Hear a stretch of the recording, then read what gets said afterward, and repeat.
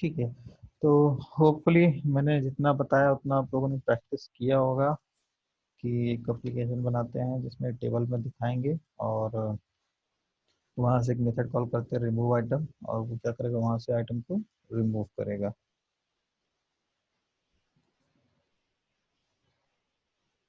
ठीक है, थोड़ा और एप्लीकेशन चल जाने दो।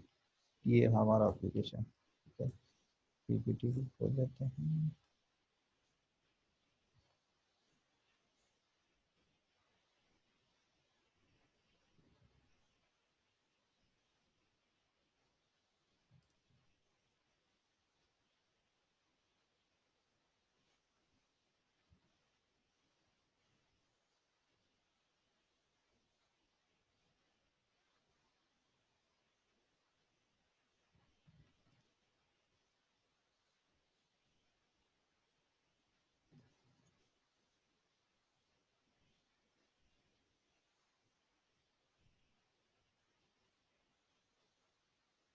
हम्म,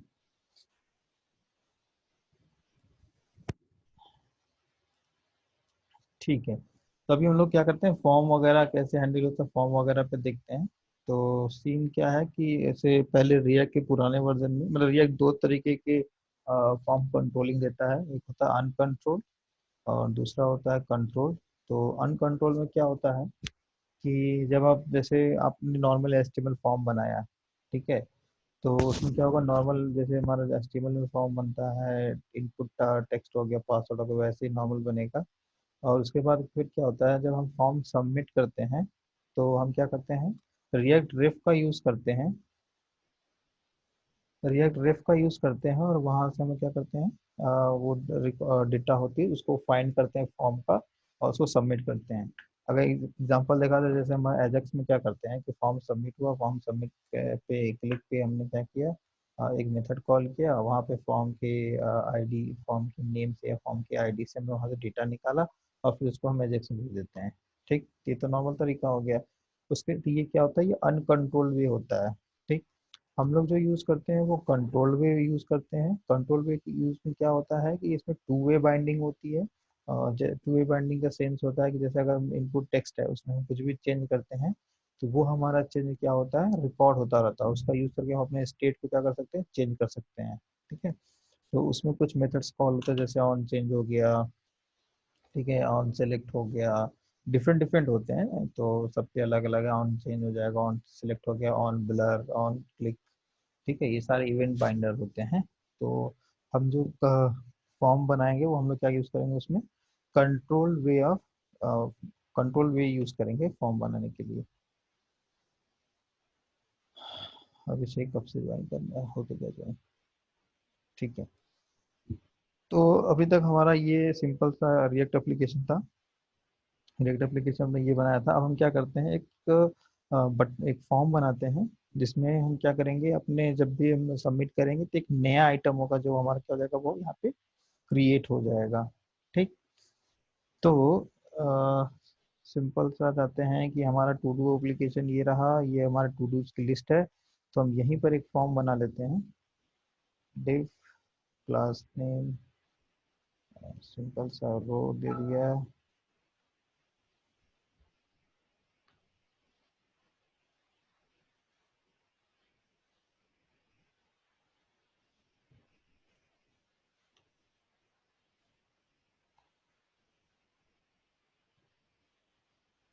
ठीक है, तो सिंपल सा एक रो दे दिया, एक फॉर्म बना लेते हैं, क्लास नेम फॉर 3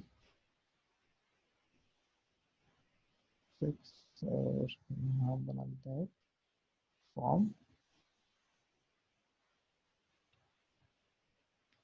और फॉर्म ग्रुप। एक्चुअली ये यहाँ नहीं लगता है,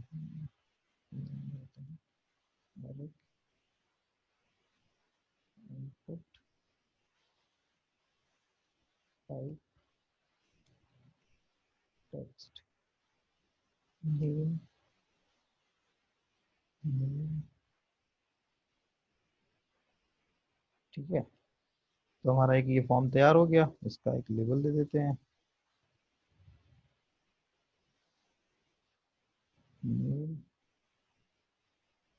HTML फॉर नेम।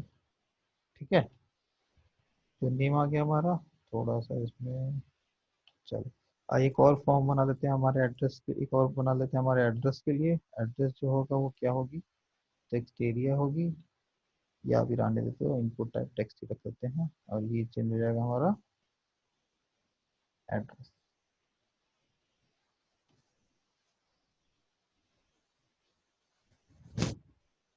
ठीक, अब इस फॉर्म में क्या करते हैं, बटन बना लेते हैं,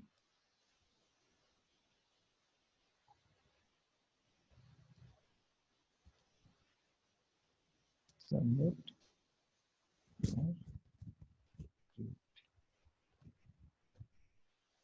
ठीक है, ये सिंपल सा डिजाइनिंग हमने एक तैयार कर ली, नेम एड्रेस और इसके लिए। तो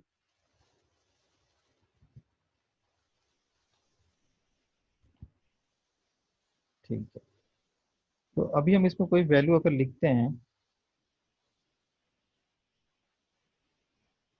ठीक है, तो अभी क्या ऐसा कोई वो कुछ फंक्शनलिटी तो है नहीं, अभी ये फॉर्म अगर कुछ सबमिट तो होगा नहीं।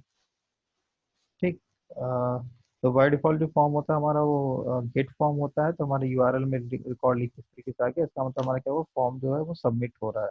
ठीक, लेकिन हम जो फॉर्म होते हैं उनको हम पोस्ट बनाते हैं, सबमिट वो डायरेक्ट सबमिट नहीं होंगे, तो हम यहाँ क्या लिख देते हैं, मेथड पोस्ट।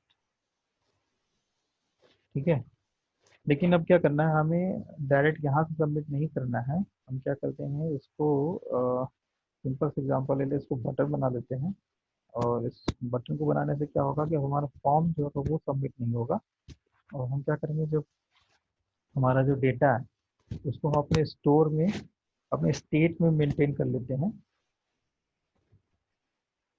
हमारा ये जो डेटा है उसको क्या करते हैं, अपने स्टेट में मेंटेन कर लेते हैं। तो स्टेट में फर्स्ट नेम और लास्ट नेम हटा देते हैं, अब क्या रख देते हैं यहाँ पे, नेम रख देते हैं, और यहाँ पे क्या रख देते हैं, एड्रेस, जो भी हमारा नया स्टोर होगा, नया क्रिएट होगा हमारा। ठीक है? तो नेम में वैल्यू हटा देते हैं, ब्लैंक रहेगी, और ये भी ब्लैंक रहेगा, और एक मेथड बना देते हैं, कुछ भी मेथड का नाम रख सकते हैं, हैंडल चेंज, हैंडल चेंज। ठीक है, हैंडल चेंज नाम से बना देते हैं। अब वही पुराना वाला तरीका, अगर चाहो यूज करना चाहो कंस्ट्रक्टर बना के, तो उसके लिए क्या करना पड़ेगा, आपको बाइंड वगैरह करना पड़ेगा। नहीं तो दूसरा आसान सा तरीका कौन सा है, कि हम इस तरीके से एरो फंक्शन यूज कर लेते हैं। तो कुछ नहीं, भी हम बस console dot log E dot target, target, और एक सिमिलरली प्रिंट करा देते हैं, टारगेट डॉट नेम।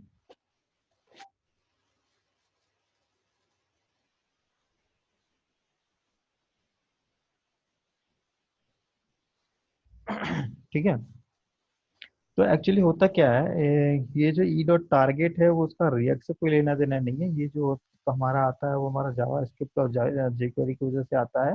ये आप अपने नॉर्मल एचटीएमएल पेज या ग्रिल्स वगैरह एप्लीकेशन बना रहे हो उसमें भी ये चीज ट्राई कर सकते हो। ई डॉट टारगेट में एक्चुअली ये क्या होता, क्या है इसमें, ई डॉट टारगेट में हमारा ये पूरा टारगेट मिल जाता है, और नेम में हमें नेम मिल जाएगी, और अगर वैल्यू करेंगे तो वैल्यू में जो वैल्यू होगी वो वैल्यू मिल जाएगी। तो सिंपल से इसको प्रिंट करा लेते हैं, यहाँ पे नेम डॉट टारगेट हो गया, यहाँ name dot target dot value हो गई, और जस्ट फॉर क्लेरिफिकेशन यहाँ पे प्रिंट कराते हैं नेम, नेम, और यहाँ पे हो जाएगा वैल्यू, और कॉमा लगा दिया। ठीक है, अब ये हैंडल चेंज हम क्या करेंगे, यहाँ पे कॉल करते हैं, इस पे ऑन चेंज, इनपुट टाइप में हमारा चेंज होगा तभी कॉल करना है हमें, दिस डॉट हैंडल चेंज। ठीक है, और सिमिलरली क्या करना है, हमें कॉल करना है एड्रेस वाले पे भी सेम ही काम करना है, अलग अलग बनाने की क्या जरूरत है। ठीक है, अभी तो प्रिंट ही करा रहे हैं, तो ये रहा हमारा। ठीक है, देखते हैं इनपुट आ रही है। ठीक है, तो देखो तो यहाँ पे नेम में नेम आ रहा है और वैल्यू में क्या आ रहा है, जो भी हम वैल्यू डाल रहे हैं। ठीक है, तो ये हो गया। सिमिलरली हम अगर एड्रेस में भी टेस्ट करें तो एड्रेस में भी हमारा वैसे ही काम कर रहा है जैसे अज्यूम कर रहे थे हम लोग। ठीक है। अब प्रॉब्लम क्या है कि ये तो हमारे वैल्यू प्रिंट हो गई, अब हमें क्या करना है, दोनों वैल्यू कंबाइन करनी है। अगर ध्यान दिया जाए, यहाँ पे जो वैल्यू प्रिंट कराई थी यहाँ पे सिर्फ एक आ रही थी, जैसे अगर मैं इसमें चेंज करता हूँ तो सिर्फ ये आता है। ठीक है, ये वाला का वैल्यू नहीं आ रही है। तो हम क्या करते हैं, जब भी इसमें कोई चेंज होगा तो हम अपने स्टेट में सेव करा लेते हैं। ठीक। तो अभी हम क्या कहते हैं, हैंडल और चेंज लिखा था, हम क्या करते हैं अपने स्टेट में चेंज करा देते हैं। तो हमारा हो गया this dot state dot set,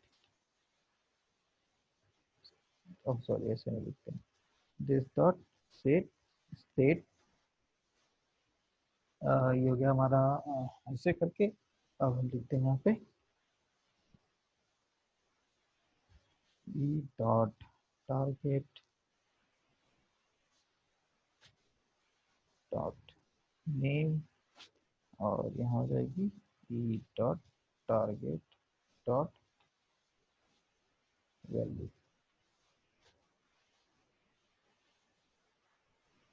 ठीक है, तो अब देखते हैं क्या चल रहा है, मुझे पता नहीं। और इसके बाद क्या करते हैं, स्टेट को भी प्रिंट करा लेते हैं।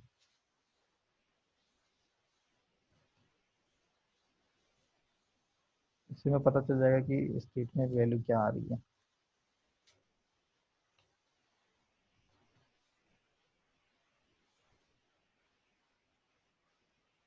ठीक है, तो यहाँ देखो तो हमारी वैल्यू क्या आ रही है, दिस डॉट स्टेट में वैल्यू आ रही है नेम विजय करके आ रही है वैल्यू।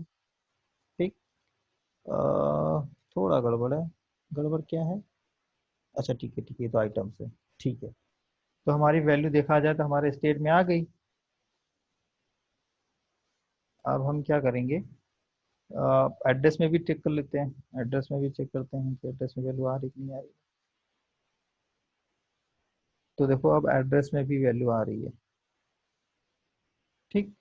अब क्या कर सक होगा क्या एक्चुअली, यहाँ पे मैंने ये सिंटेक्स यूज किया हुआ, तो इसकी वजह से क्या होता है, जो नेम की जो वैल्यू होगी, मतलब हमने यहाँ पे जो नेम दिया होगा ये वैल्यू, वो वैल्यू हमारी इसमें स्टोर हो जाएगी, इस वाले में, यहाँ पर आ जाएगी वो वैल्यू। तो इस वजह से क्या हुआ, हमारा सिंगल मेथड का यूज करके हमारा दोनों काम हो गया। ठीक है। अब क्या करते हैं, मतलब अब अगर ये किसी को नहीं समझ में आ रहा हो तो इसको ऐसे भी ब्रेक कर सकते हो कि आप दो हैंडल चेंज बना दो, handle name change, handle handle address change.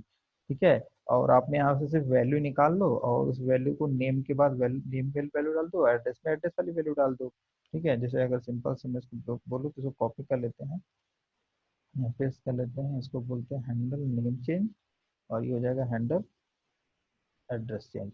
और यहाँ पे इसको हटा करके क्या लिखते हैं, डबल एड्रेस, और ये हो जाएगा हमारा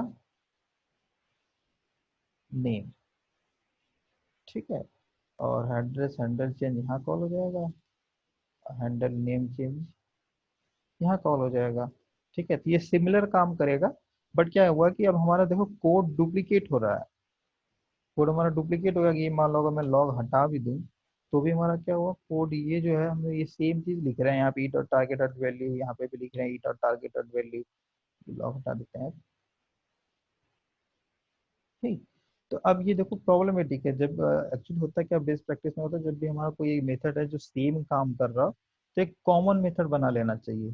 ठीक है, तो कॉमन मेथड बनाने का आसान सा तरीका था, हमारे E dot target dot name में हमारी की भी आ रही है और name dot target dot value में वैल्यू आ रही है। तो हम यहाँ पे क्या लिख देते हैं, E dot target dot name. ठीक है। बट क्या हुआ कि जावा स्क्रिप्ट में या फिर किसी में भी अगर जो आप की बनाते हो, वो की क्या होनी चाहिए, एक वैल्यू होनी चाहिए, वो ऐसे करके आप की नहीं बना सकते, क्योंकि इसको एज ए की ट्रीट नहीं कर सकते इसको आप।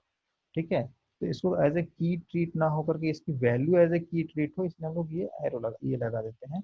तो अब क्या हुआ, यहाँ पे हमारा की में इसकी वैल्यू आ जाएगी, टारगेट हो जाएगा, इसकी वैल्यू आ जाएगी। और हम क्या करेंगे, इसको कॉमन मेथड बना देते हैं और यही कॉमन मेथड दोनों जगह यूज कर लेते हैं। जैसे क्या हुआ, हमें मल्टीपल फंक्शंस नहीं बनाने होंगे, जैसे मान लो एक पेज एक फॉर्म है, उसके अंदर अगर 15-20 ऐसे करके हमारे इनपुट टाइप टेक्स्ट बने होंगे, तो तुम ऐसे कितने फंक्शन बनाओगे जो सेम ही काम करते होंगे। ठीक है, तो वो बहुत ही गंदा तरीका होता है। सबसे आसान तरीका क्या है कि आप एक कॉमन मेथड बनाओ और उसको ऐसे ऐसे करके यूज कर लो। ठीक है, ये सारा जो डॉक्यूमेंट जो चीज मैं बता रहा हूँ वो सारा रिएक्ट के वेबसाइट पे प्रॉपर तरीके से लिखा हुआ है। हम अगर रिएक्ट फॉर्म करके भी सर्च करो तो मैंने पूरा बताया हुआ है। ठीक है, कैसे इनपुट टाइप बनाते हैं, कंट्रोल कंपोनेंट कौन कौन से थे, सारे कंट्रोल कंपोनेंट्स हैं। ये इन्होंने पुराना तरीका यूज किया हुआ हैंडल, ये कंस्ट्रक्टर बना करके ये बाइंड करने का, आप शॉर्टकट में भी लिख सकते हो। और इन्होंने तो ये यूज किया हुआ है on chain this dot handle chain. और हैंडल चेन में इन्होंने क्या लिखा, दिस डॉट स्टेट डॉट ये वैल्यू और इवेंट टारगेट वैल्यू। ठीक है, इनका सिंगल था तो कोई दिक्कत नहीं, इनका सिंगल था ना। मल्टीपल जब रहता है तो उसके लिए हमारा क्या काम होगा, हमने जो भी बनाया है वैसा काम होगा, वैसा यूज होगा। ठीक है, ये रहा हैंडलिंग मल्टीपल इनपुट्स। ठीक, तो देखो हैंडलिंग मल्टीपल इनपुट्स में क्या लिखा है, हैंडल इनपुट चेंज इन्होंने बनाया है। हैंडल इनपुट चेंज में क्या किया है, टारगेट डॉट नेम से इन्होंने टारगेट डिसाइड कर लिया कि नेम में क्या आएगा और वैल्यू में क्या आएगा, और नेम को इन्होंने ऐसे लिख दिया। ठीक है, तो ये सिंटेक्स काफी इंपॉर्टेंट है अगर आप मल्टीपल टाइप इनपुट टेक्स्ट बनाए हुए हो तो। सो उम्मीद करते हैं ये समझ में आ गया होगा। तो अब हम मेन पॉइंट पर आते हैं कि अब हमने हैंडल चेंज में तो स्टेट में वैल्यू चेंज सेव कर दी। अब हम चाहते हैं कि जब हमारा बटन क्लिक हो तो अब हम स्टेट की वैल्यू प्रिंट करा के देखें कि दोनों में वैल्यू आई क्या है। तो एक और फॉर्म बना देते हैं, हैंडल हैंडल फॉर्म सबमिट, इसको भी मैरो फंक्शन बनाएंगे। ठीक है, और यहाँ कुछ नहीं करना है, बस हम अपने क्या करते हैं अपने स्टेट को प्रिंट करा देते हैं कि स्टेट में वैल्यू क्या आ रही है।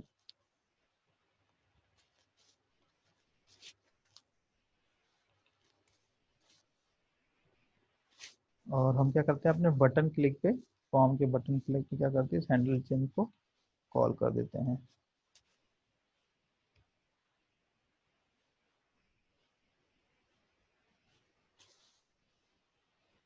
ठीक,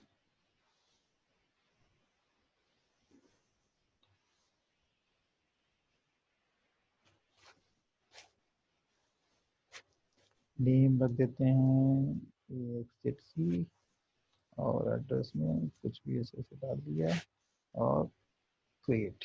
तो हमने देखो क्रिएट पे जब क्लिक किया तो हमारी जो वैल्यू थी हमारे एड्रेस में आ गई, एड्रेस में आ गई वैल्यू, और स्टेट में ASXT आ गया। ठीक है, अब हम क्या करते हैं, इसको सबमिट कर देते हैं।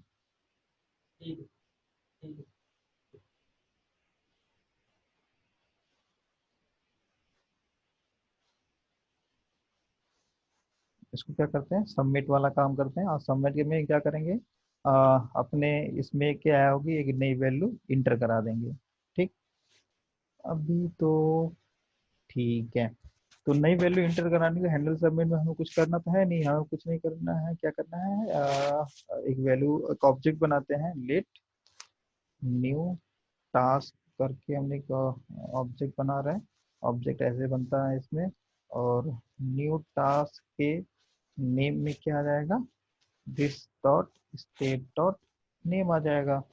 और न्यू टास्क के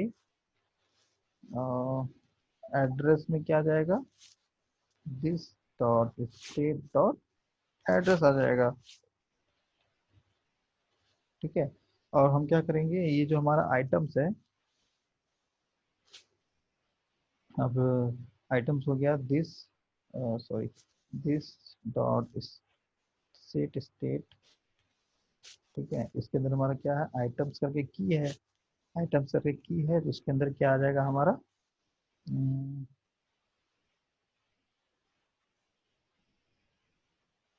टास्क। ठीक, तो अब देखते हैं स्टेट को प्रिंट करा करके।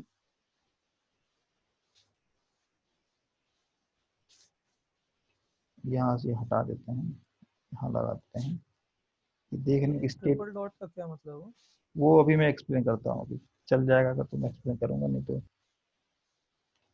ठीक है, तो क्वेश्चंस नोट करते रहो, वैसे मैं मोस्ट प्रोबेबली जो भी मुझे लगता है कि डाउटफुल होगा वो मैं एक्सप्लेन कर देता हूँ। अगर ना एक्सप्लेन कर पाऊँ तो बाद में पूछ लिया करो। ठीक है, तो बना लिया हमने कैसे जैसे जैसे और ऐसे वैल्यू डाल दी और कर दिया क्रिएट। ठीक है, तो वो चीज़ चली नहीं जो मैंने लिखा था, new task is not iterable. ठीक है, तो एक्चुअली चली क्यों नहीं है? इसलिए नहीं चली है कि क्या होना चाहिए था, दिस डॉट स्टेट होना चाहिए था, अब कॉमा के न्यू टास्क, न्यू टास्क होना चाहिए था, ऐसा होना चाहिए था।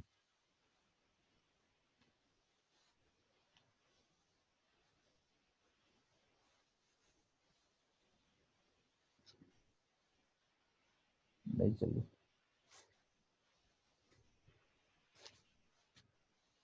हाँ, ठीक है। तो एक्चुअली सीन क्या है कि मुझे एक्चुअली इसका एग्जैक्ट सिंटेक्स नहीं याद है। तो ये करता क्या है कि जो सॉरी, यहाँ पे आइटम्स होना चाहिए था। ठीक है, तो ये सीन ये है कि जो आइटम्स के अंदर जितनी वैल्यूज होंगी वो पहले आ जाएंगी, उसके बाद फिर हमारा एक नया टास्क ऐड कर दो। ठीक है, इसको शॉर्टकट में भी कैसे लिख सकते थे कि हम पहले क्या करते हैं, एक ऑब्जेक्ट बनाते हैं, लिखते हैं ओल्ड आइटम्स, इसके अंदर वैल्यू लिख दिया this dot state dot items करके वैल्यू लिख दी। उसके बाद फिर क्या किया, ओल्ड आइटम्स के अंदर एक नया, ये जो हमने अभी न्यू टास्क बनाया उसको पुश करा दिया। ठीक है, और फिर क्या किया, this dot set, set state call किया, आइटम्स के, आइटम्स के अंदर क्या एंटर करा दिया, ओल्ड आइटम्स करके। ठीक है, तो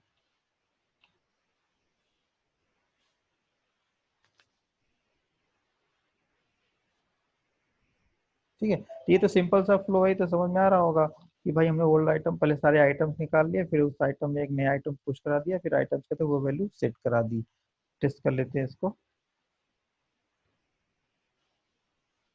ठीक है, तो ये नई वैल्यू आ गई। ठीक, लेकिन क्या हुआ ये, इसको शॉर्टकट में कैसे लिख सकते हैं, इसको शॉर्टकट में ऐसे लिख सकते हैं कि जो हमारा लिस्ट है उसकी सारी वैल्यू आ जाए, उसके बाद फिर ये नया वाला टास्क भी इसमें ऐड हो जाए।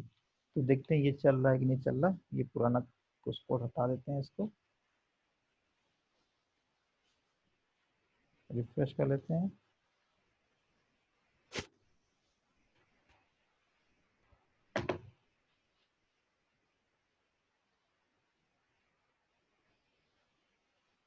ठीक है, देखो ये सेम हमारा काम कर रहा है, तो वैल्यू इसमें इंटर होती जा रही है। अब हमें करना क्या है कि जब हमारी वैल्यू इंटर हो जाए तो हमें क्या करना है, स्टेट में जो वैल्यू है इसकी, उसे ब्लैंक करना है। कैसे, नेम हो जाएगा हमारा अब क्या, ब्लैंक, और एड्रेस हो जाएगा क्या हमारा, ब्लैंक। ठीक है, तो हमारा नेम भी ब्लैंक हो गया और एड्रेस भी हमारा ब्लैंक हो जाएगा जब भी फॉर्म सबमिट करेंगे हम।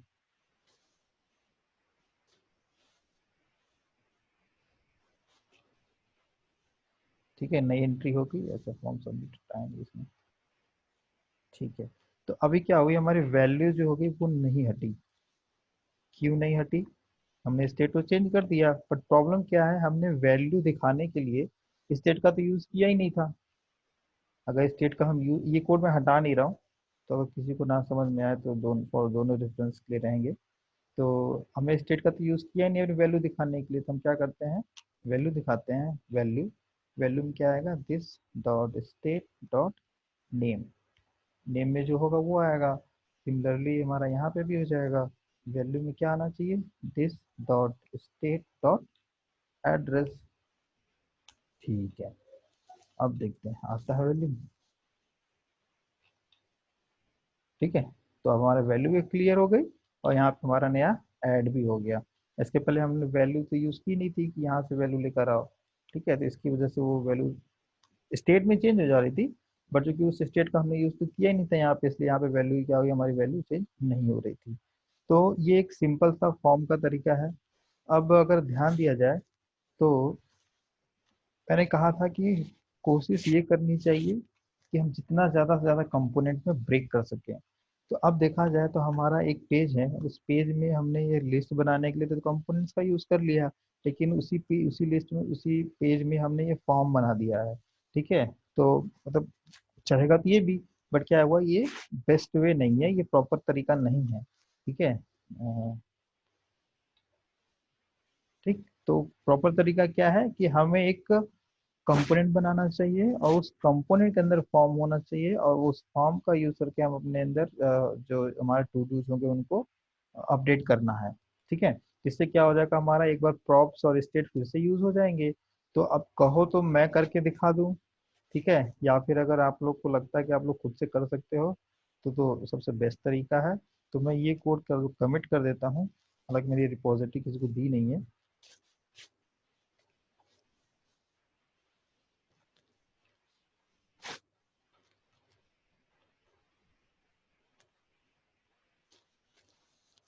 ठीक है, तो उम्मीद करता हूँ आप लोग ऐसे कर लोगे, लेकिन मैं फिर भी यहाँ पे कर देता हूँ ताकि कंफ्यूजन ना हो, ताकि एक बार और हैंड्स ऑन आपका हो जाए। तो एक कंपोनेंट बनाते हैं, कंपोनेंट का नाम रख देते हैं टू डू फॉर्म। ठीक है, और टू डू फॉर्म लेना शॉर्टकट यूज करते हैं RCC to create React component. हमारा क्रिएट कंपोनेंट तैयार हो गया। अब हमें क्या करना, फॉर्म वाला जो कोड है यहाँ से हट जाएगा, और ये कोड कहाँ चला जाएगा, हमारा कोड चला जाएगा यहाँ पे। ठीक, अब हमारे पास स्टेट तो है नहीं यहाँ पे, तो हम क्या करते हैं, स्टेट बनाते हैं। अभी के लिए यही स्टेट कॉपी कर लेते हैं, लेकिन ये हमारा आइटम्स यहाँ नहीं रहेगा। यहाँ पे सिर्फ क्या रहेगा, नेम और एड्रेस रहेगा। हैंडल चेंज यहाँ पे चाहिए, यहाँ पे हैंडल चेंज तो चाहिए नहीं। हैंडल चेंज फिर यहाँ से हटा लेते हैं, और हैंडल चेंज यहाँ डाल देते हैं। और क्या नहीं चाहिए, फॉर्म सबमिट भी यहाँ पे नहीं चाहिए। फॉर्म सबमिट हमारा कहाँ पर होगा, तो अब इसके इसको कॉपी करके इसको कमेंट कर देते हैं, इसको हटाते नहीं है, अभी यूज होगा ये। बट फॉर्म एक्चुअल जो सबमिट होगा वो यहाँ होना चाहिए। ये रहा। ठीक है, ये कोड अब यहाँ से हट जाएगा। क्यों हट जाएगा, क्योंकि हमारे पास क्या है, आइटम तो है ही नहीं। ये रहा। अब हमारे पास आइटम्स तो रहा नहीं, आइटम तो हमारा पेरेंट में है। तो सिंपल सा होगा, न्यू टास्क बनाया है, ये बनाया ये बनाया, उसके बाद हमने इसकी वैल्यू कर दी ब्लैंक। अब हमारे पास एक न्यू टास्क आया है जिसके अंदर हमारा एक्चुअल वैल्यू है जो हमें यूज करनी है। ठीक है, मतलब न्यू टास्क ही हमारा ऑब्जेक्ट होगा जो हमारा इंसर्ट होगा हमारे टू डू में। अब हमारा टू डू कहाँ पर है, टू डू हमारा यहाँ पर है। तो हम क्या करते हैं, यहाँ से इसको अनकमेंट करते हैं।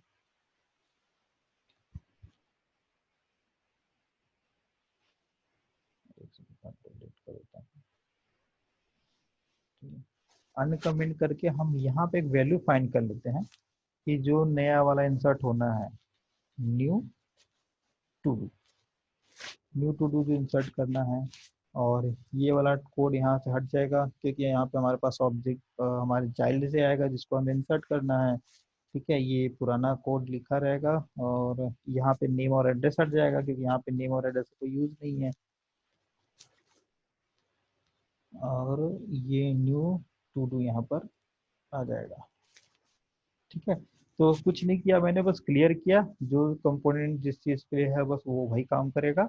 यहाँ पे हमें नेम और एड्रेस की ज़रूरत नहीं थी, तो यहाँ हमने सिर्फ नेम और एड्रेस हटा दिया। यहाँ से हमें आइटम्स की ज़रूरत नहीं थी, इसलिए हमने यहाँ से आइटम हटा दिया, और इस कोड को थोड़ा सा रिफॉर्मेट रिफैक्टर कर दिया। और ये ये भी चलेगा, लेकिन यहाँ पे क्या होना चाहिए, हमारा न्यू टू डू होना चाहिए था। ठीक है, बाकी सब कुछ हमारा एज इट इज चलेगा। अब हमें करना क्या है कि हमें अपना फॉर्म जो यहाँ से गायब हो गया वो फॉर्म लाना है। वो फॉर्म लाना, हमारा फॉर्म कहाँ से आएगा, यहाँ पे आएगा, टू डू फॉर्म आ गया। लेकिन इस टू डू फॉर्म में क्या करना है कि जब हमारा फॉर्म सबमिट होगा तो हमें पेरेंट वाले के आइटम्स को अपडेट करना है। अब पेरेंट्स वाला आइटम अपडेट करने का कोड हमने तो कहाँ लिखा है, इस हैंडल सबमिट में लिखा है। तो हमें क्या करना पड़ेगा, हैंडल सबमिट को पास करना पड़ेगा अपने टू डू फॉर्म में। ठीक है, तो लिख लेते हैं ऑन सबमिट करके एक मेथड बना लिया, और इसमें हमने पास कर दिया दिस डॉट हैंडल सबमिट। ठीक है, अब टू डू फॉर्म में हमें क्या मिल जाएगी, प्रॉप्स में वैल्यू मिल जाएगी, this dot props dot on submit. On submit हमने वहां से पास किया था, on submit, on submit use किया ना मैं यहाँ पे, ये ऑन सबमिट आ गया, ये ऑन सबमिट यहाँ आ गया। ठीक है, अब हमें क्या करना पड़ेगा, हमने ये जो टास्क बनाया है नया वाला, इस टास्क को हमें अपने पैर में भेजना है, मतलब इस टास्क को क्या करना है, यहाँ पे पास करना है। ठीक है। उसके बाद फिर क्या करना है, स्टेट की वैल्यू जो करनी है वो क्या करनी है, रिफ्रेश करनी है, वैल्यू क्या करनी है, वो चेंज करनी है। तो वैल्यू हमने चेंज कर दी। अब हम देखते हैं कि हमारा जो पहले फंक्शनलिटी चल रहा था वो चल रहा है कि नहीं चल रहा है। तो ये हमारा फॉर्म आ गया, और लिखते हैं टेस्टिंग, टेस्टिंग करके बना लिया, फ्रॉम डिफरेंट कंपोनेंट। देखो, अभी हमारे वाली क्या हो गई, इंसर्ट हो गई। तो अब अगर कोड देखा जाए, कोड की सिंप्लिसिटी देखी जाए, तो कितना आसान है कि एक सबका अपना अपना फंक्शनलिटी, अपने अपने काम के लिए अपना अपना कंपोनेंट होगा। हमने एक कंपोनेंट बनाया जो क्या करता है, फॉर्म हैंडल करता है, फॉर्म में जो चेंजेस होंगे उसको हैंडल करेगा, और फिर उसको क्या करेगा, सबमिट करेगा। और हमने टू डू बनाया है, टू डू क्या करता है, कुछ नहीं करेगा, लिस्ट दिखाने के लिए इस टू डू को कॉल कर दिया, और फॉर्म बनाने के लिए इस फॉर्म को कॉल कर लिया। ठीक है। तो everyone has their own functionality, इस टू डू हटा देते हैं, ऐसे नहीं तो ये सिंगल वो मान लेता है,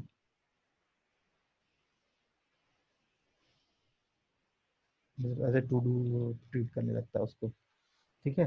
तो आई होप ये आप लोगों को समझ में आया होगा। अब हमारा रिमूव भी चेक करते, रिमूव चल रहा है, तो हमारा रिमूव भी चल रहा है। ठीक है, नया आइटम ऐड करते हैं, नया आइटम भी ऐड हो रहा है, और ये नया आइटम भी रिमूव हो रहा है। ठीक है। ये बहुत ही आसान सी फंक्शनलिटी थी, एक फॉर्म बनाया हमने, उसका यूज करके यहाँ पे हैंडल कर लिया। ठीक है। तो होपफुली ये आप लोग को समझ में आएगा। अगर कोई डाउट है, कुछ क्वेश्चन है, तो अभी पूछ लो, फिर इसके बाद मैं फॉर्मिक बताने जाऊंगा। फॉर्मिक बहुत अच्छी लाइब्रेरी है जो फॉर्म वगैरह बनाने के लिए यूज़ होती है, तो उसको मैं थोड़ा सा एक्सप्लेन कर दूंगा। तो अगर अभी किसी को कोई कंफ्यूजन, कोई डाउट हो, तो वो मेरे से क्लियर कर लो। अभी तो कुछ नहीं है ऐसा। ठीक। और कोई,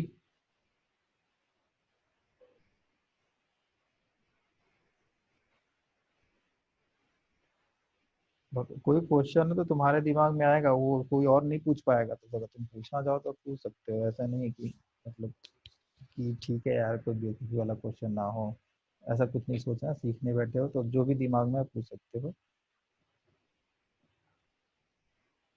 चलो, अच्छा है, नहीं पूछ रहे हो। ठीक है। तो ये बहुत ही सिंपल सा एप्लीकेशन था, आप इसमें मल्टीपल आप बना सकते हो। तो उम्मीद करता हूँ कि इसको भी आप हैंड्स ऑन कर लोगे एक बार। अब हम आते हैं, एक बहुत अच्छा टूल है फॉर्मिक करके, काफ़ी पॉपुलर भी है ये। तो ये यूज़ करते हैं हम लोग फॉर्म्स वगैरह बनाने के लिए। तो फॉर्म तो अभी हमने बना लिया, जिसका फ़ायदा क्या यूज़ करने का, जिसका फ़ायदा सिंपल सा ये है कि अगर सोचो, अगर हमें फॉर्म बनाया है 10-15 फील्ड का, और मुझे क्या करना है, उनकी वैलिडेशंस वगैरह मेंटेन करनी है। ठीक है। प्लस फिर क्या करना पड़ेगा कि अभी लेट सपोज सिंपल सा मैंने अभी क्रिएट के लिए बनाया, तो हमने यहाँ क्रिएट के लिए अगर बनाया, तो यहाँ हमने स्टेटमेंट डिफाइन कर दिया कि भाई ये रहा नेम, ये रहा एड्रेस। ठीक है। अब हमें अपडेट के लिए करना हो, ठीक है, या कुछ और करना हो, तो हमें क्या करना पड़ता है, हमें जो आदत है वो हर जगह इस तरीके से बनाने की जरूरत नहीं पड़ती है। हम क्या बनाते हैं, मॉडल बनाते हैं, जैसे हम डोमेन बनाते हैं ना, उसी तरीके से हमें कुछ अगर ऐसा कर लें कि इस कोड को उठा कर हम किसी दूसरे दूसरे फाइल में रख लें, और फिर जब भी हमें ज़रूरत पड़े हम उस फाइल को इंपोर्ट करें, और हमारा ये जो मॉडल है जिसमें वैल्यूज चेंजेस करानी है, वो हमारा एक एज ए मॉडल क्रिएट हो जाए। ठीक। प्लस हम क्या कर सकते हैं, जैसे हम ग्रेल्स में क्या करते हैं, डोमेन बनाते हैं, उसी के नीचे उसका क्या करते हैं, वैलिडेशन बनाते हैं, या कमांड ऑब्जेक्ट बनाते हो तो उसके नीचे उसका क्या करते हो, वैलिडेशन बनाते हो। या अगर स्प्रिंग बूट में वैलिडेटर बनाते हो, उसमें सारा वैलिडेशन डिसाइड करते हो। अगर उसी तरीके से अगर हम कुछ ऐसा कंपोनेंट बनाए, कुछ ऐसा फाइल बनाए जिसके अंदर हम पहले अपना मॉडल डिसाइड कर सकें कि क्या क्या फील्ड रहनी चाहिए, और फिर उसी के साथ साथ हम उसके वैलिडेशन भी डिसाइड कर सकें कि क्या क्या वैलिडेशन हमें इस पे लगाना है। जैसे जैसे ब्लैंक नहीं हो रहा, एक मिनट रुको, फोन आ रहा है। हेलो, हाँ देवेंद्र।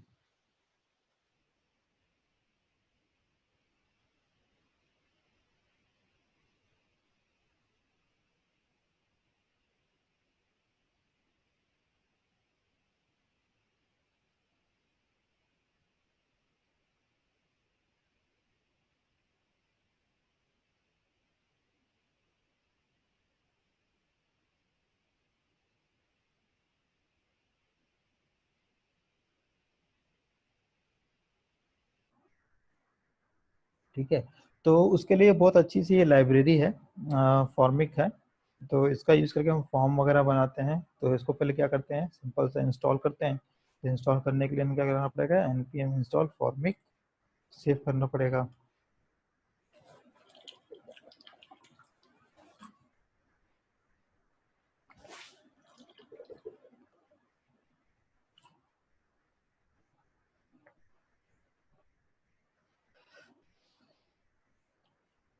ठीक है।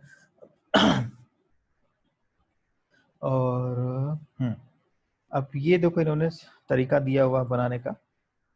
ठीक है। तो इनकी डॉक्यूमेंटेशन पढ़ लेना, बड़ा अच्छा सा डॉक्यूमेंटेशन है। अगर कुछ एक्सपर्ट लेवल का को सीखना हो तो ये अभी सेशन खत्म हो जाएगा, तो दोबारा इसी पे ज्वाइन कर लेना। बस मैं थोड़ा बहुत एक्सप्लेन कर देता हूँ। ठीक है। तो इन्होंने अलग अलग तरीके से ये कंपोनेंट्स बना रखे हैं, फील्ड दिखाने के लिए फील्ड है। ठीक है। सिलेक्टर वगैरह बनाने के लिए सिलेक्ट बनाने के लिए फील्ड एरे है, फॉर्म के लिए फॉर्म है, आप पूरा टू सबको हैंडल करने के लिए फॉर्मिक है। ये जो यूज फॉर्मिक कंटेक्स्ट इस तरीके से फंक्शन जो बने हुए हैं, ये एक्चुअली रिएक्ट के नए वर्जन्स में ये आए हैं। इनको बोलते हैं क्या बोलते हैं, बड़ा अच्छा वर्ड है, बोलते हैं हुक, इसको बोलते हैं रिएक्ट हुक। ठीक है। तो इसके बारे में मुझे भी कुछ ज़्यादा पता नहीं है, ठीक है, क्योंकि बहुत ही रिसेंटली आया हुआ है। तो इसको बाद में कभी एक्सप्लेन कर लेंगे, पढ़ के बता दूंगा। ठीक है। तो आप अब क्या होता है, जनरली दो तरीके होते हैं हमारे पास काम करने के। या फिर तो हम कंपोनेंट यूज़ कर लें, या फिर तो हम क्या यूज़ कर लें, हुक यूज़ कर लें। ठीक है। तो हुक हम यूज़ नहीं करेंगे क्योंकि हुक का हमें ज़्यादा प्रैक्टिस नहीं है। हम लोग कंपोनेंट बेस्ड यूज़ करेंगे ताकि हम इजीली समझते भी हैं, जानते भी हैं, तो इजीली हम क्या कर सकते हैं, हैंडल कर सकते हैं, उसका फ्लो भी चेक कर सकते हैं। ठीक है। तो इसको स्टॉप शेयर करता हूँ, मैं दोबारा से मीटिंग ज्वाइन कर लेना।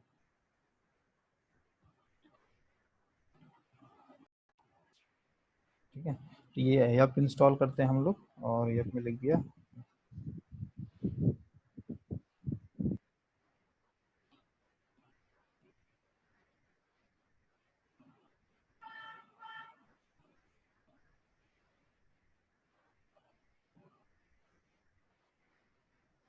ठीक है।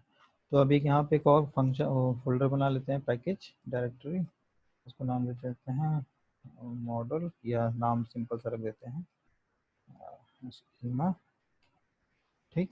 और स्कीमा के अंदर हम अपना सिर्फ टू डू के लिए बना रहे हैं। तो एक और फाइल बना लेते हैं, इसका नाम रख देते हैं टू डू स्कीमा।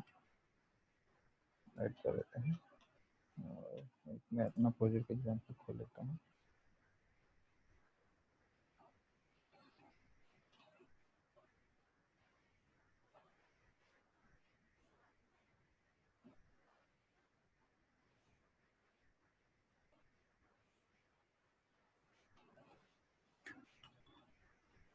ठीक है। तो जैसे ये सिंपल से एग्जांपल है, तो हम भी ऐसे कुछ कॉपी कर लेते हैं अपने पास।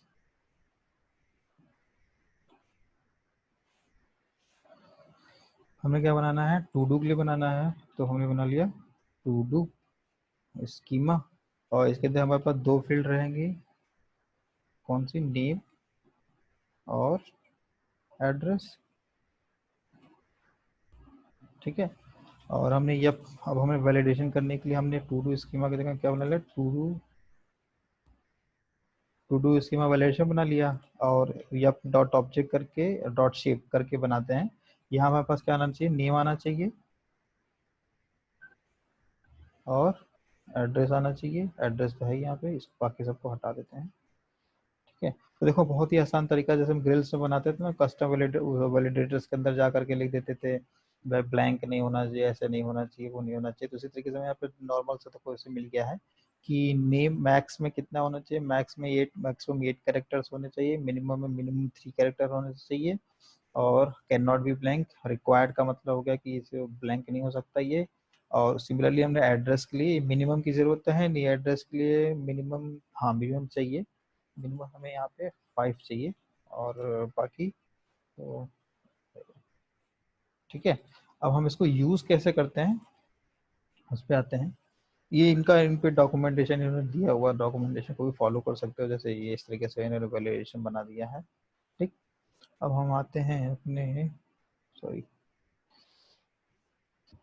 कोड पे। टू डू फॉर्म बनाया था हमने यहाँ पे। हम टू डू फॉर्म में क्या करते हैं, फॉर्मिक का यूज़ करते हैं। ठीक है, तो एक और ये बना लेते हैं फ्रैगमेंट करके, ताकि हमारा एरर ना आए। ठीक है, और ये फ्रैगमेंट ऊपर एक्स डिफाइन कर देते हैं। ठीक है, अभी कुछ किया नहीं खास मैंने अभी। तो अब हम इस फॉर्म को ऐसे रहने देते हैं और यहाँ बनाते हैं फॉर्मिक।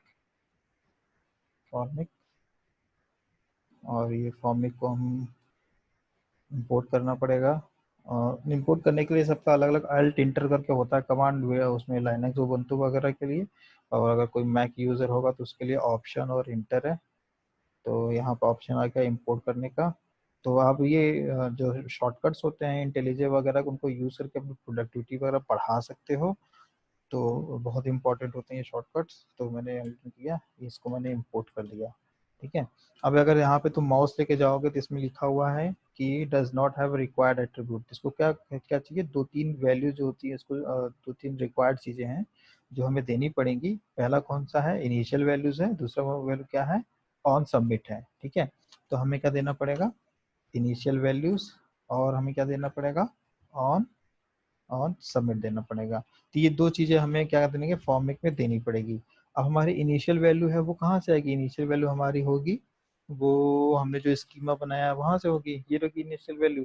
तो हमारा ये टू डू स्कीमा है, वही हमारा इनिशियल वैल्यू है। तो हम टू डू स्कीमा यहाँ पे डाल देते हैं कि टू डू स्कीमा हमारी इनिशियल वैल्यू है। इसको भी इम्पोर्ट करते हैं, ऑप्शन इंटर, ये आ गया टू डू स्कीमा, ये हमारे इनिशियल वैल्यू में आ गया। अब हैंडल सबमिट क्या करना है, हैंडल सबमिट में ये जो हैंडल सबमिट हमने बनाया था, एक्चुअली यहाँ पे दो तीन चीज़ें आती हैं। यहाँ पे अगर देखा जाए, कहाँ गया, ये रहा, इनिशियल वैल्यू ऐसे होगी, ऑन सबमिट ऐसे हो गया, वैल्यूज। तो एरो फंक्शन है ये असल में, वैल्यूज, और ये होगी। अब यहाँ पे अपना फंक्शन कॉल कर लेते हैं, this dot handle form submit, और यहाँ पे वैल्यूज को पास कर देते हैं।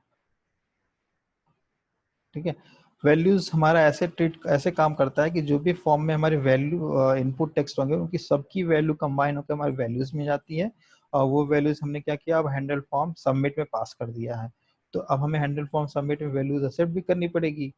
वैल्यू हमने एक्सेप्ट कर लिया। अब इसको कमेंट कर देते हैं, देखते हैं आगे फंक्शन कैसे काम करेगा। और इसको यहाँ पे प्रिंट करा लेते हैं, console dot log form values form formic. ठीक है, और हमने यहाँ पे वैल्यूज को प्रिंट करा लिया।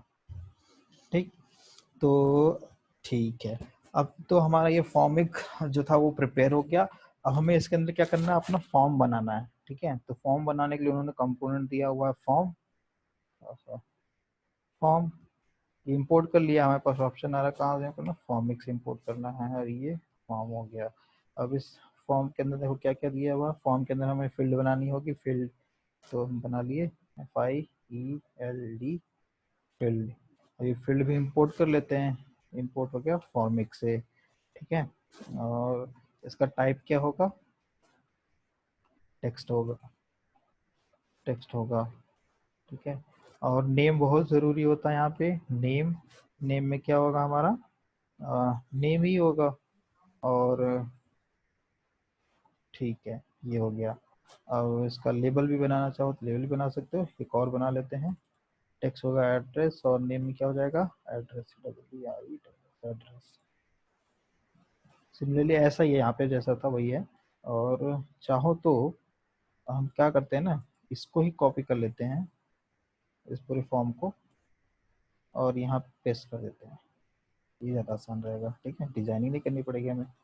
और जहाँ पे इनपुट लिखा हुआ वहाँ पे क्या कर देते हैं, फील्ड कर देते हैं, यहाँ भी कर देते हैं और यहाँ भी कर देते हैं। ठीक है, अब हमारा ऑन चेंज तो है ही नहीं, तो ऑन चेंज भी हटा देते हैं, ये भी हटा देते हैं। वैल्यूज भी हमें स्टेट से नहीं दिखानी है, स्टेट भी हटा देते हैं। ये भी हमें क्या करना है, ये भी हमें स्टेट से नहीं दिखानी, ये भी हटा देते हैं। ठीक है, अब हमारा हैंडल सा चेंज हट गया, ये भी हट गया। स्टेट में हम कुछ कर नहीं रहे हैं तो हमने स्टेट भी हटा दिया। ठीक है, तो अब हमारा कोड थोड़ा सा क्लीन हो गया। ये हो गया फील्ड, टाइप टेक्स्ट, नेम में नेम आ गया। तो अब हम देखते हैं हमारी वैल्यूज जो है वो यहाँ पे सबमिट हो रही है कि नहीं हो रही है, और ये हमारा हो जाएगा अब इनपुट टाइप सबमिट।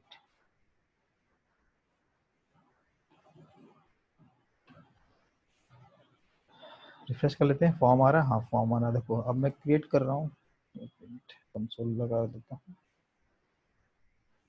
क्रिएट कर रहा हूँ तो form form value from form एक आ गई, ब्लैंक ब्लैंक आ गई। वैल्यू उठा के देखते हैं कुछ वैल्यू आ रही है। ओके, हमारी देखो वैल्यूज भी अब आ रही हैं। ठीक है, तो कितना काम आसान हो गया। अब हमें हैंडल चेंज लगाने की ज़रूरत नहीं है, और वो स्टेट वगैरह मैनेज करने की ज़रूरत नहीं है। अब वैल्यूज में एड्रेस और नेम करके हमारी जो वैल्यूज थी वो आ गई। ठीक, अब क्या करते हैं कि अ, अब इस वैल्यूज का यूज़ करते हैं अपने उसमें। ये कोड अगर हमने अनकमेंट कर देते हैं इसको, हाँ, तो अब हमें इसकी ज़रूरत नहीं है क्योंकि हमारे पास वैल्यूज में नेम और एड्रेस करके की तो आ ही रहा है ये। देखो एरर आ गई, कोई नहीं। बट यहाँ पर अगर देखो तो हमें की वैल्यूज करके वैल्यू तो आ ही रही है, ऑब्जेक्ट करके आ ही रही है। तो हमें क्या करना पड़ेगा, अभी न्यू टास्क की ज़रूरत नहीं है, तो न्यू टास्क भी हटा देते हैं। और ये हैंडल प्रॉप सबमिट में ये न्यू टास्क वैल्यू पास कर देते हैं। और हमारे पास स्टेट भी थी, स्टेट है ही नहीं तो स्टेट को भी हटा देते हैं।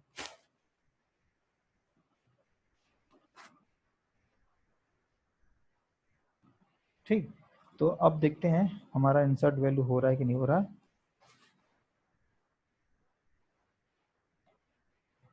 ओ देखो वैल्यू इंसर्ट हो रही है।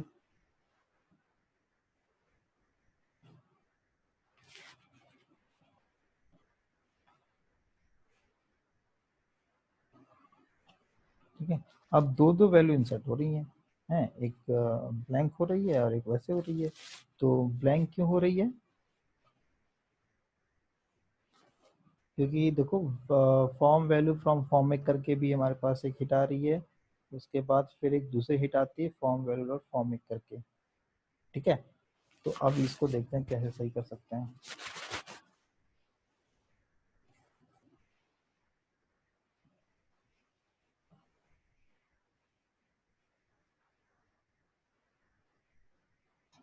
ठीक है, तो एक्चुअली इन्होंने कुछ चीज़ें और दी हुई हैं, मैं अपने एप्लीकेशन से दिखा देता हूँ।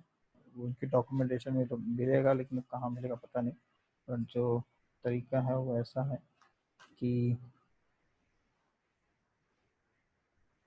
ठीक है, ये हमने ये कर दिया और ये रहा हमारा। इस तरीके से हमें क्या करता है कि मल्टीपल ऑब्जेक्ट में मिल जाते हैं। जब हमें सिर्फ क्या मिली थी, वैल्यूज मिली थी, तो वैल्यूज के साथ साथ आप और भी चीज़ें निकाल सकते हो। सॉरी, वैल्यूज वैल्यूज के साथ साथ आप कुछ और भी चीज़ें निकाल सकते हो। कौन कौन सी चीज़ें हैं, जैसे सेट सबमिटिंग है और रीसेट फॉर्म है। अगर हमें क्या करना है, फॉर्म रीसेट करना है, एक बार सबमिट हो जाए तो फॉर्म को क्या करना है, रीसेट करना है। ठीक है, तो हमने सेट सबमिटिंग भी ले लिया और रीसेट फॉर्म भी ले लिया। ठीक, और जो वैल्यूज आई थी वो वैल्यूज ये तो हमने कर ही रखा है, और सेट सबमिटिंग और रीसेट फॉर्म इसको फॉल्स करते हैं।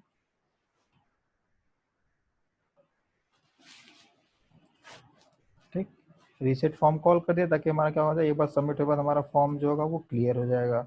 सेट सबमिटिंग क्या मतलब हो जाएगा, वो जो डबल वैल्यू है वो होपफुली इससे रिजॉल्व हो जानी चाहिए। तो देखते हैं।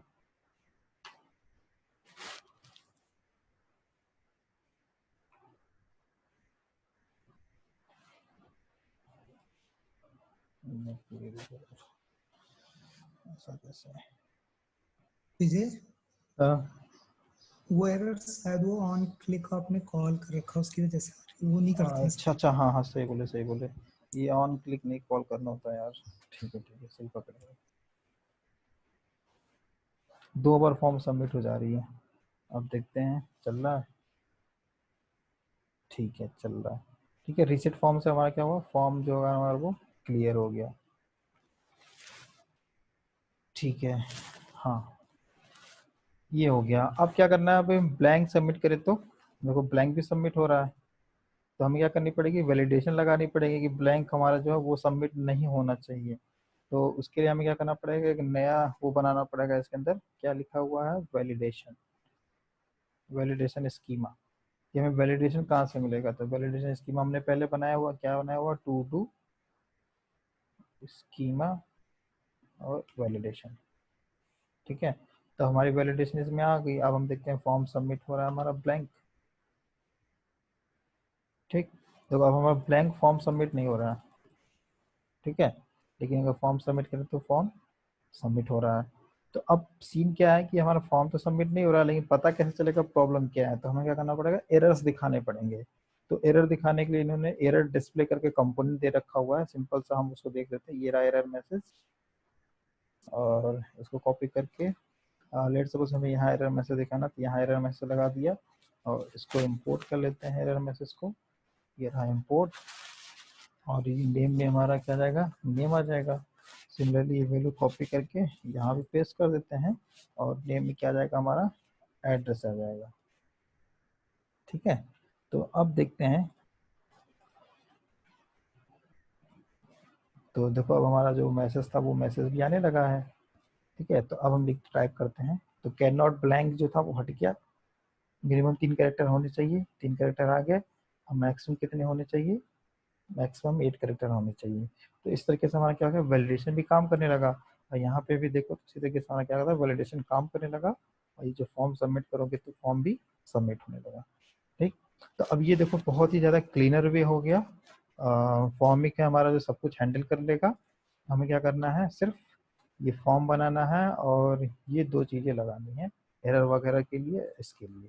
ठीक है, अभी कलर ये ब्लैक आ रहा था, चाहो इसको कलर रेड भी कर सकते हो। तो ऐसे इन्होंने और ऑप्शन दिए हुए हैं कि आप कंपोनेंट लगा लो यहाँ पे। ठीक है, कि किस में दिखाना है, वैसे करना है, वो तो अलग चीज़ है। अब बट हमें जो सबसे आसान तरीका लगता है वो क्या लगता है कि हम एक ऐसे बना लेते हैं पैराग्राफ या कुछ भी, या डिफ बना लिया, एक क्लास नेम दे दिया, एरर्स करके, कुछ भी दे सकते हो यहाँ पे, अपना अपना तरीका होता है। और चूंकि एरर है इसलिए मैं एरर लिख रहा हूँ, और मैं ऐसा करता हूँ सी एस एस डिसाइड कर देता हूँ। अभी सी एस एस वगैरह कैसे लिखते हैं, कहाँ लिखते हैं, ये मैंने एक्सप्लेन नहीं किया हुआ है। तो होपफुली मुझे कल नेक्स्ट लेक्चर में कोई याद दिला देना सी एस एस कैसे कहाँ लिखते हैं, कैसे लिखते हैं।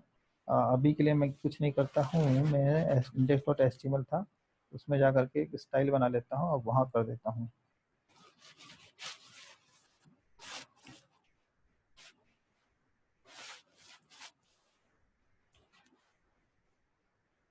ठीक है, तो सिंपल सा ऐसे मैंने रेट दिखा दिया है। स्टाइलिंग वगैरह कैसे करते हैं मुझे नेक्स्ट लेक्चर में याद दिला देना, मैं कर दूँगा। रीड हुआ, पता नहीं, नहीं हुआ शायद। ठीक है, चलो वो नेक्स्ट तो लेक्चर में देख लेंगे इसको। आपने एक में ही लगाया था ना, ऊपर वाले में नेम में ही लगाया था। अच्छा अच्छा अच्छा, ठीक है, देखो ये रेड हो गया। ठीक है, तो सिंपल सा तरीका था ये, और होपफुली आप लोगों को थोड़ा सा इंटरेस्टिंग सा लगा होगा कि हमें फॉर्म वगैरह खुद से मैनेज नहीं करना है। जो फॉर्मिक है वो हमारा बहुत ही आसानी से मैनेज कर लेता है सब कुछ। ठीक है, तब ये रेड में आने लगा। ठीक, तो अभी इस लेक्चर तक के लिए इतना ही कि हमने देखो रिमूव कर लिया, और अपडेट मतलब इंसर्ट जो करना था इंसर्ट भी कर लिया। हमने दोनों तरीके देख लिए, यूजिंग फॉर्मिक भी देख लिया, और बाकी जो रिएक्ट का खुद का तरीका है कि आप कंट्रोल्ड कंपोनेंट बना करके वैसे भी करना चाहो तो वैसे भी कर सकते हो। बट आई होप आप लोगों को ये फॉर्मिक वाला तरीका ज़्यादा बेटर लगा होगा, क्योंकि इससे हम वैलिडेशन वगैरह भी इजीली मैनेज कर सकते हैं। उसमें क्या होगा, हमें कस्टम वैलिडेशन वगैरह खुद से पूरा लिखना पड़ेगा कि भाई ऐसे लिखो, कंडीशन चेक करो ब्लैंक है कि नहीं है, या वगैरह वगैरह जो भी हो। तो अगर होपफुली अगर आप कोई बड़ा फॉर्म बना रहे हो जिसमें खुद से नहीं करना चाहते हो, तो आप उसमें फॉर्मिक का यूज़ करोगे, और आप भी एक सिंपल सा एप्लीकेशन बनाओगे। चाहो तो जो आपने बनाया होगा अगर टेबल वगैरह दिखाने के लिए, तो उसी में इस तरीके से ऐड करने का भी लिख सकते हो। ठीक है, मैंने तो सिर्फ सिंपल टू डू में नेम एड्रेस लिख रखा है। आप थोड़ा सा कॉम्प्लिकेटेड बनाना जिसमें मल्टीपल हो सकता है सेलेक्ट वगैरह भी यूज़ हो, तो सेलेक्ट वगैरह में भी इसमें बहुत आसान है, यहाँ पे सर्च कर लो तो मिल जाएगा तुम लोगों को। सेलेक्ट है, मल्टीपल टाइप चेक बॉक्स हैं। ठीक है, तो वो सारे हैं, देखो आसानी से लगा सकते हो। इन्होंने सारे ऑप्शन दे रखे हैं, बहुत ही इजी है यूज़ करना। तो इसका थोड़ा सा हैंड्स ऑन कर लोगे तो बेटर रहेगा, या इसको बाद में भी कर सकते हो, लेकिन एक एटलीस्ट एक डमी एप्लीकेशन जरूर बना लेना। ठीक, अब वो पीपीटी देख लेते हैं नेक्स्ट लेक्चर में क्या है। हाँ, फ्रैगमेंट का यूज मैंने वैसे बता रखा हुआ है। तो एक डायरेक्ट तरीका तो मैंने बताया था कि वो डिफ जो होती है वो लिख कर नहीं आएगा, बट उसके इनडायरेक्ट तरीके भी क्या होते हैं, फ्रैगमेंट यूज करने से क्या होता है, अगर आपने जो रूट एलिमेंट बनाया, फ्रैगमेंट बनाया हुआ, तो इसका एग्जीक्यूशन होता है थोड़ा सा फास्टर हो जाता है। फास्टर क्यों हो जाता है, क्योंकि डिव या पैराग्राफ या जो भी होते हैं वो हमारे एचटीएमएल के होते हैं, ठीक है, तो उसका वर्चुअल डॉम बनाएगा वो, लेकिन जो फ्रैगमेंट है वो रिएक्ट का खुद का पार्ट है, ठीक है, तो ऑब्वियस सी बात है, कोई खुद का हिस्सा होता है तो ज़्यादा फास्ट चलता है, उसी तरीके से क्या होता है, इसका एग्जीक्यूशन फास्ट हो जाता है और इसकी जो मेमोरी होती है वो लेस होती है। बट इसका मतलब ये नहीं कि आप हर जगह फ्रैगमेंट ही यूज़ करने लगो, जहाँ आपको एसेंशियल लगे वहाँ पे आप फ्रैगमेंट यूज़ करो। अगर सिंगल रूट एलिमेंट है तब तो कोई बात नहीं है, लेकिन अगर मल्टीपल रूट एलिमेंट है तो वहाँ पर फ्रैगमेंट का यूज़ जरूर करना चाहिए। ठीक, बाकी नेक्स्ट लेक्चर में हम लोग थोड़ी सी राउटिंग वगैरह पे ध्यान देंगे कि राउट्स वगैरह कैसे बनाते हैं, एक पेज से दूसरे पेज पे कैसे जाते हैं, ठीक है, फिर वहाँ पे वैल्यूज कैसे दिखाते हैं, प्लस पैरामीटर में कोई वैल्यू पास करें तो वहाँ वैल्यू कैसे मिलेगी, और क्वेरी में कोई वैल्यू पास करें तो क्वेरी में वैल्यू कैसे मिलेगी, ये सब हम